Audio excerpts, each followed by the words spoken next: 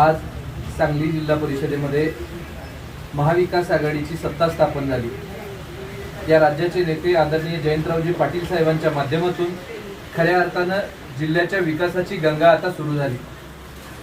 स्वर्गीय राजाराम बापूंच्या संस्कारातून वाढलेल्या कुटुंबातील व्यक्ती आता या जिल्हा परिषदेचं पर्यायानं या सांगली जिल्ह्याच्या विकासाचा रथ आता संगीताताईंच्या माध्यमातून पुढे जाणार आहे।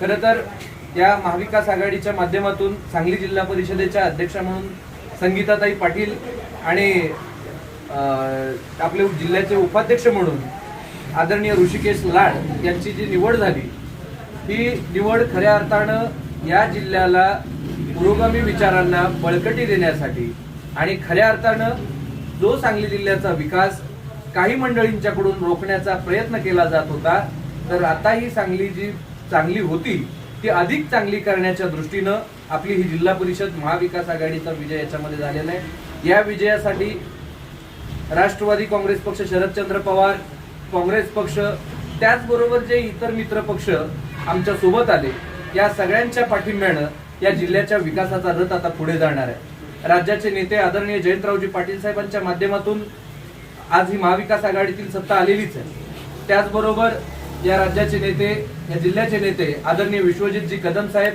आपल्या सांगली जिल्ह्याचे खासदार आदरणीय विशालदादा पाटील, या सगळ्यांच्या नेतृत्वातून जिल्ह्याला हवं असं नेतृत्व आता आपल्याला मिळालेलं आहे। त्याचबरोबर आमच्या राष्ट्रवादी काँग्रेस पक्षाचे जिल्हाध्यक्ष आदरणीय देवराज दादा आणि तासगाव तालुक्याचे आमदार, तरुणांचे आमदार माननीय रोहित दादा यांच्या प्रयत्नातून जे आमच्या राष्ट्रवादी काँग्रेस पक्षाचे जिल्हा परिषदेचे सदस्य निवडून आलेले आहेत, हे सदस्य इथून पुढे आपल्या प्रत्येक भागात आणि जिल्ह्याच्या विकासासाठी कटिबद्ध राहतील, यात तिळमात्र शंका नाही।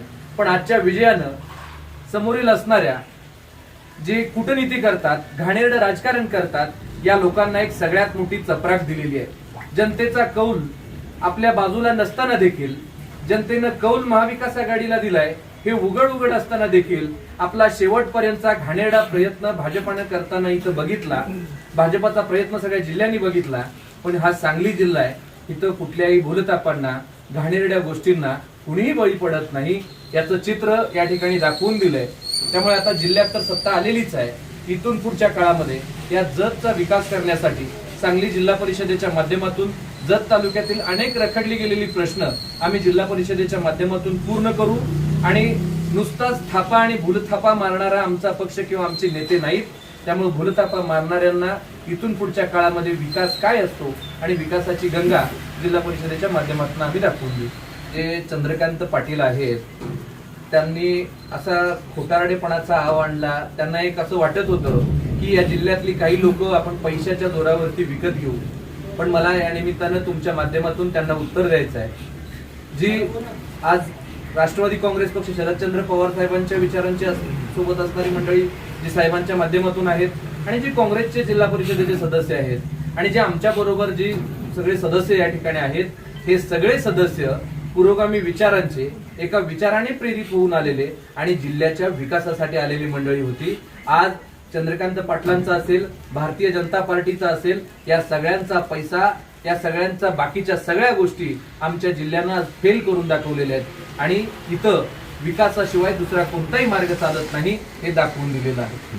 खरं तर ऐन वेळेला काकांनी असं का केलं या प्रश्नाचं उत्तर मी तुम्हाला आता देणार नाही, पण येणाऱ्या काळामध्ये ते आपल्याला कळेल। वास्तविक पाहता अशी अपेक्षा जिल्ह्याचे माजी खासदार संजय पाटील यांच्याकडून नव्हती, पण त्यांनी हे असं का केलं हे आता त्यांनाच विचारावं लागेल। Press the bell icon on the YouTube app and never miss another update.